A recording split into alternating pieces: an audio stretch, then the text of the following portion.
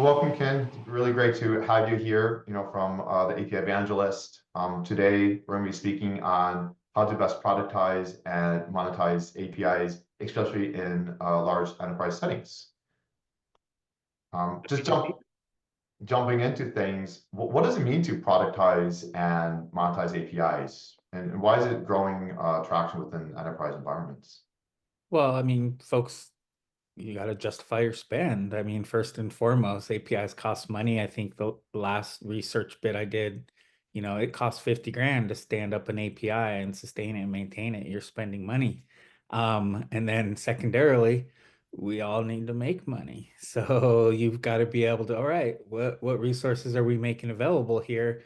And how are we going to not give away the farm, especially in an AI world, and just give away all of our digital resources? I think that's one of the biggest misconceptions people have about public or externally available HTTP APIs. They're going to give away something, and so that monetization is really just about getting a hand on your digital resources and understand how they're being applied. Makes sense. And definitely, as we're looking at the cost of deploying those APIs and standing those up, has anything changed, from, APIs been around since, back in, enterprise service bus and the like. But why is it such a topic now? Yeah, interestingly, my Amazon bill has gone up. It has not gone down since 2010. I've been running APIs ever since. The shift. I mean, and I'm clearly not an enterprise operations, but just relating it here is with regular instances and VMs to a more containerized or serverless approach. I kind of leaned heavily into the serverless, but I'm coming back to a kind of common, more basic virtualization because my resource management and what I'm having to do. Hasn't changed a lot, to be honest, and my bill's gotten worse. So, I'm really trying to figure out how to get back to basics. And I know a lot of the enterprises that I work with, they're questioning some of the more expendier parts of their rollouts that they've done around other types of APIs, GraphQL, Kafka, other things that may have not have achieved exactly what they needed. And then the sprawl, the API sprawl, and figure out how are we going to pay for all of this and how we're going to make money here. So not as lot has changed. It's gotten more expensive and more complicated and more sprawling, but I wouldn't say the technical bits have really changed all that much. So it sounds like driving a lot of efficiency, trying to get more out of those investments into these API programs, right? Yeah. Yeah. I mean, think of FinOps, and how that's kind of spun up as far as financial, understanding your financial operations. So think of that in terms of APIs from just, what's our cloud bill? What's our spend? What does it cost to run these things?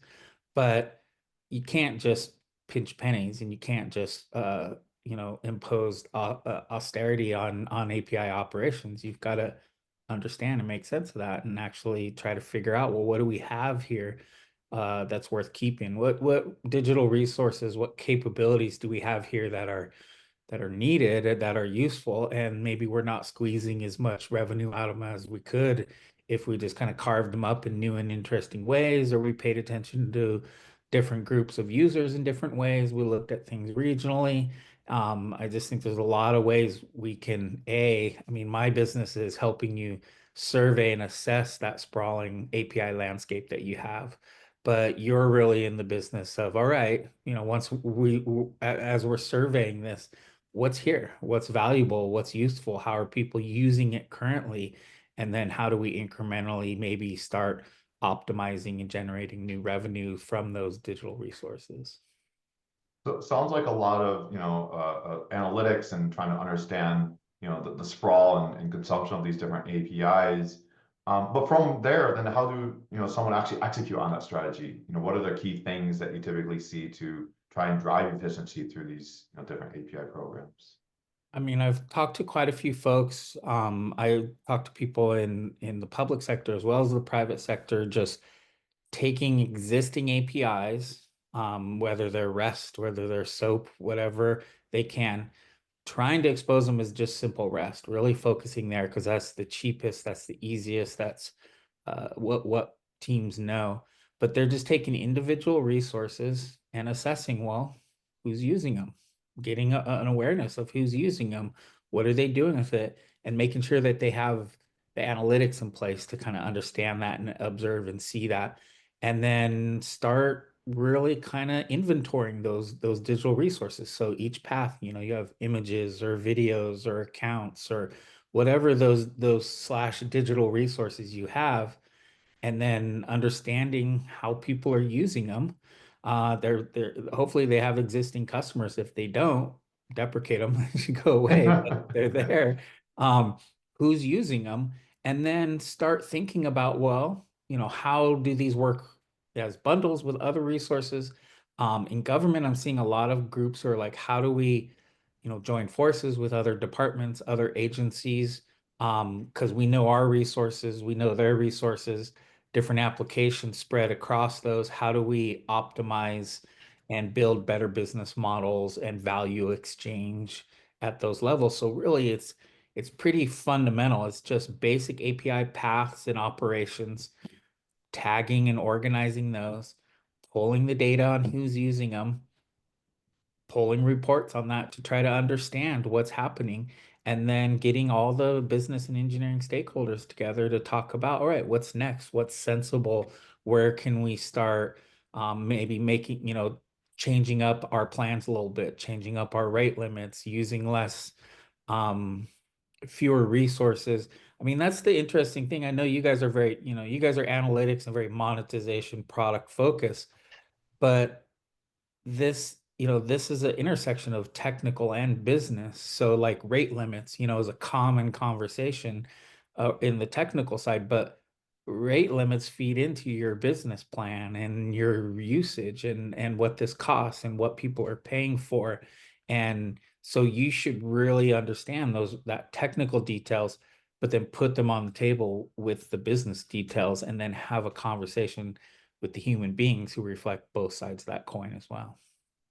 I really like this term value exchange, around these APIs, especially as we, try and drive efficiency through these businesses. Is that the same as monetization, or, when does it make sense to monetize, and if it's not monetization, what is value exchange? I mean, that's all part of that understanding your consumer. And I would say even having a conversation it's pretty identical right up to the point where maybe the credit card doesn't get charged. You're still metering, measuring, understanding your consumers. You're still invoicing them and saying, hey, here's how much of this resource you use, Department C or West Coast Group. And here's those resources that we maintain, the ones that cost us 50 grand per resource to stand up, and you're using them, and let's have a conversation about that on a regular basis because you're a producer and or I'm a producer, you're a consumer, and we're exchanging value. There's got to be reciprocity here. So you either got to be paying, and or it's got to be justified that, hey, we're incurring these costs and you're using them, and then there's got to be some other value exchange or something, so it's just really a lot of times I've come across government agencies. One was in the Department of Commerce, and they said, well, we've got, they were talking at a panel. We were doing these kind of roundtable sessions as part of the General Services Administration, and a whole bunch of different agencies came in. So Commerce is up there on the panel. I'm on the panel. We're talking, and they said, well, we've got like this API. It's got like 5 users, but it's quite a bit of traffic on it. It's a useful resource, but it's just never really exploded into the thing we thought it was going to be.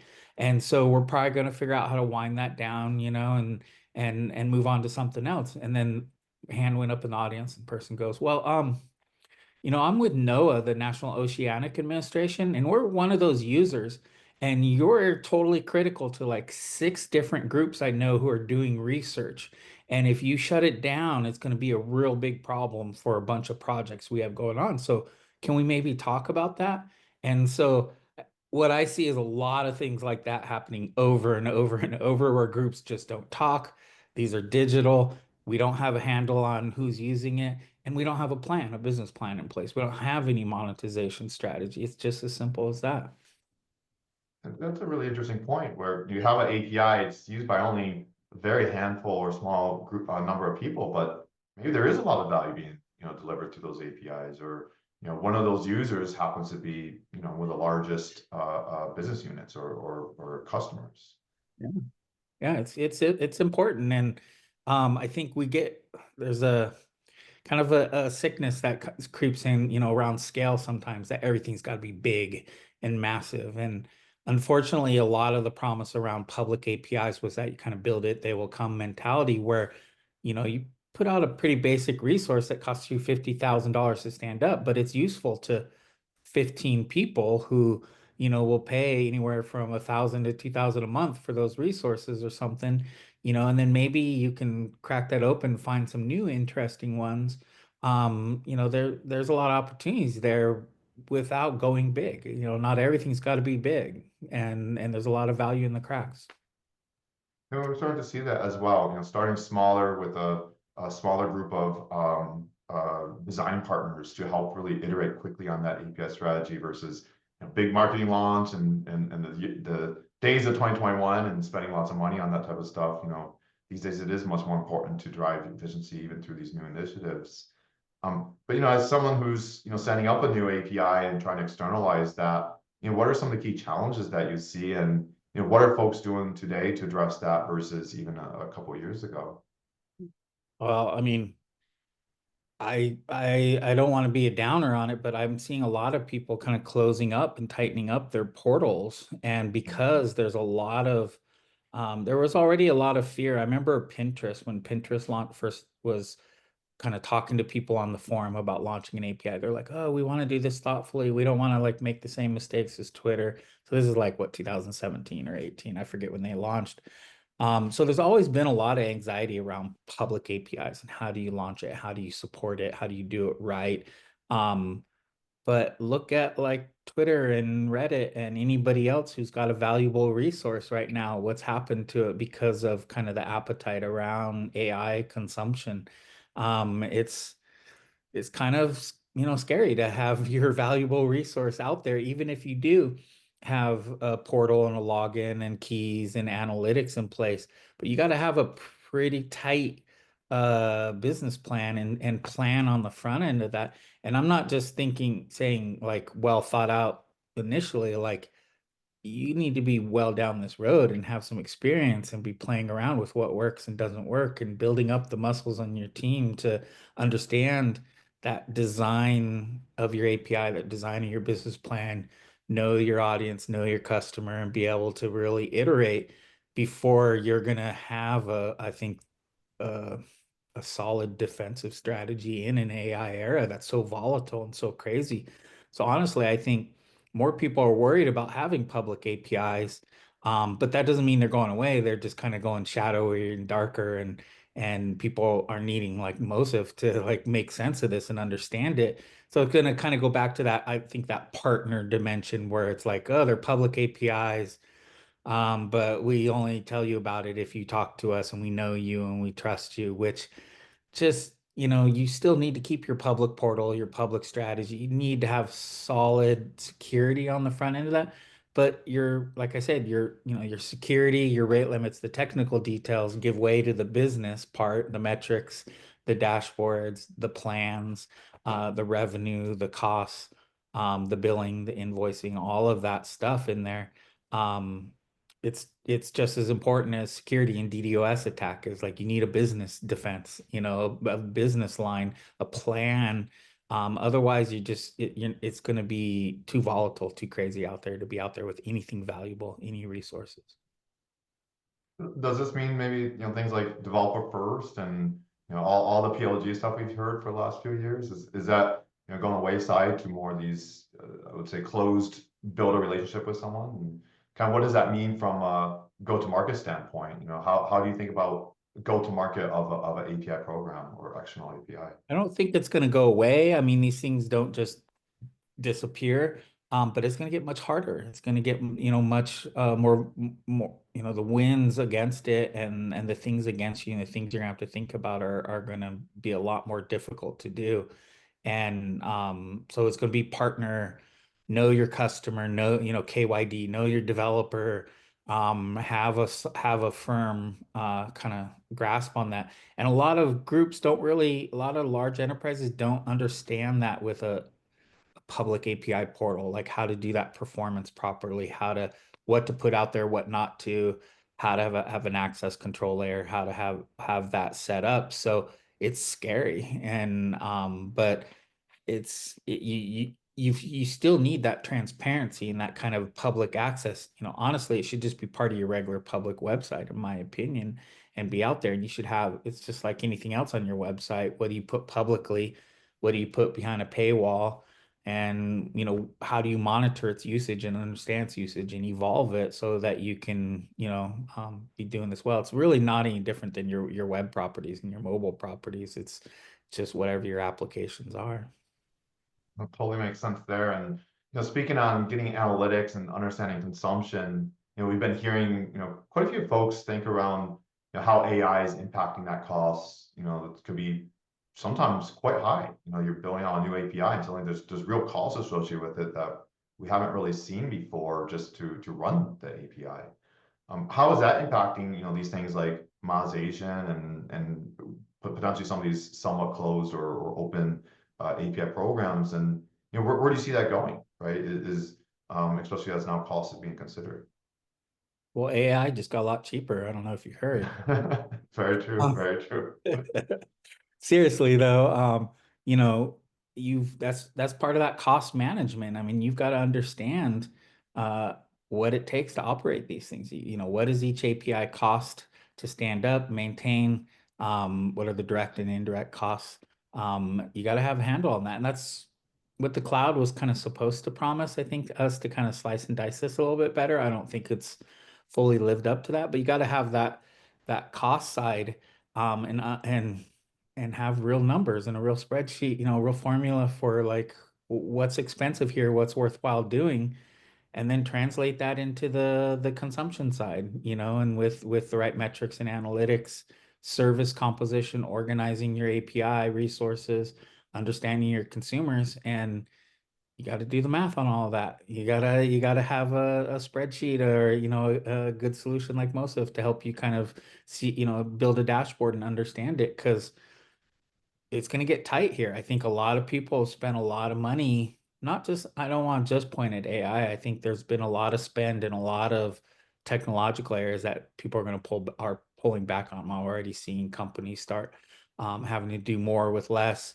I think there was a lot of promises around labor and employees and being able, what was the Gartner thing with Twitter is, Gartner is saying that, people either need their existing staff to do 10x or they need to cut their staff 10%, you know? And so how do you translate that into a dashboard and a set of API resources? All right, what are our API resources and how does our existing staff take that and squeeze 10% or 10x more work out of those resources we have by cleaning house, organizing, better understanding customers, getting some freeloaders off some APIs maybe that were launched at a certain time for a certain thing that doesn't exist anymore.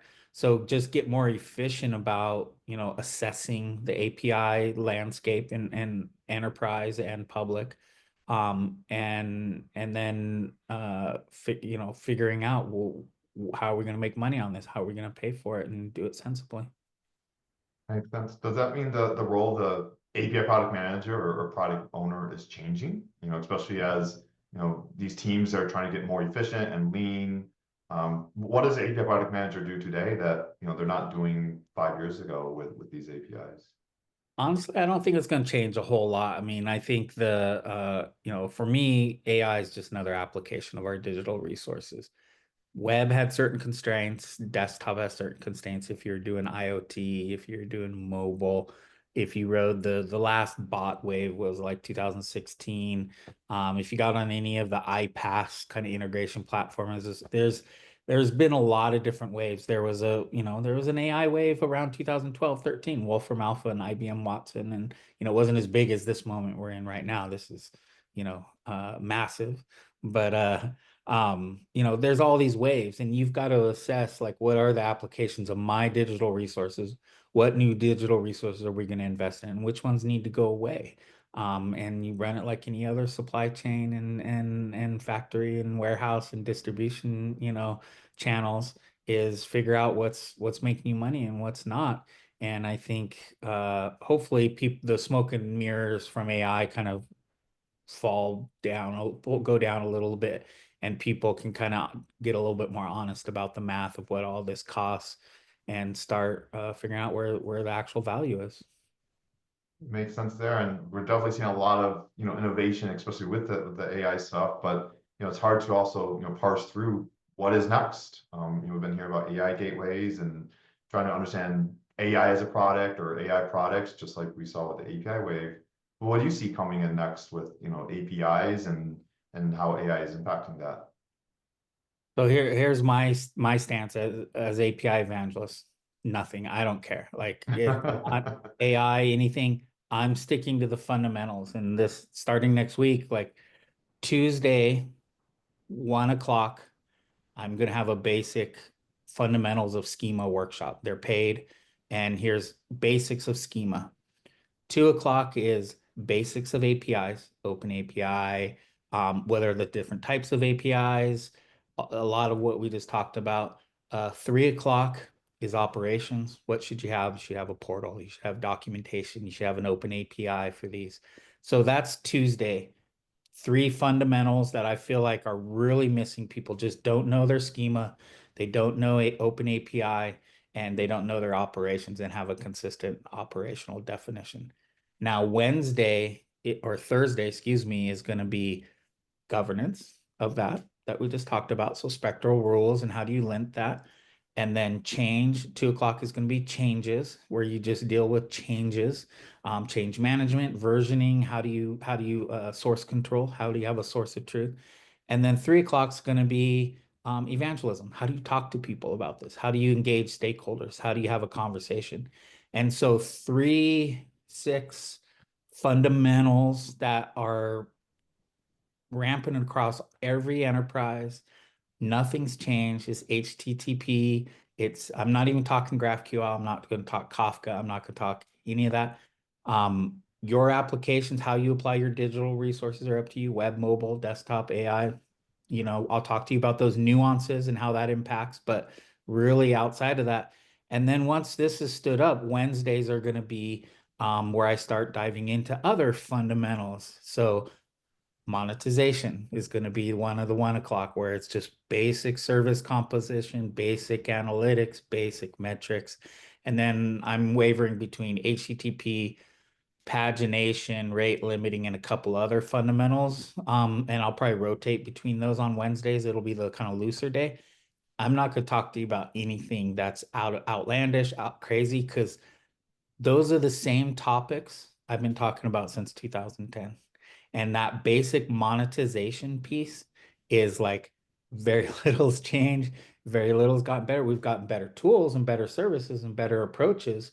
But really the need and the challenges remained consistent. And I don't see them going away at all. So I'm gonna just stay true to the course, stick to the fundamentals, and then I'll let y'all, everybody else worry about the application of those resources. I'll just help you kind of, think about those essentials.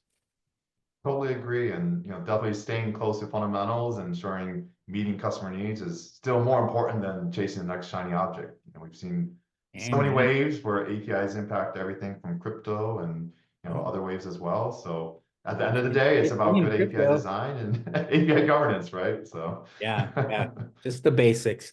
And I'm going to do that for a few years. And I mean, I think that's why what you guys offer is so important, because the value exchange piece, yes, the monetization piece, the analysis, the analytics of that API landscape is critical, is essential. It's not rocket science, but you got to do it, and you got to do it consistently over time before you're going to get better at it. Well, appreciate having you here, Ken, for our podcast. Any parting thoughts you want to leave with the audience? Uh, I mean, just, you know, figure out, what do you do as an enterprise? Really kind of hang on to that in this moment. I think things feel like they're moving faster than they ever have before. They're volatile, they're crazy. That's not true. That's just fabricated, manufactured. Stick to what you do best. Understand that, understand your customers, and figure out the best ways you can kind of iterate and work on that. The rest, will work itself out. It'll kind of calm down a little bit here until whatever's next, and if you just have your kind of API strategy together, you're going to be able to weather this stuff and you're going to be able to make money and you're going to be able to adjust over time. Awesome. Well, really appreciate being here, Ken, and until next time. All right. Thanks.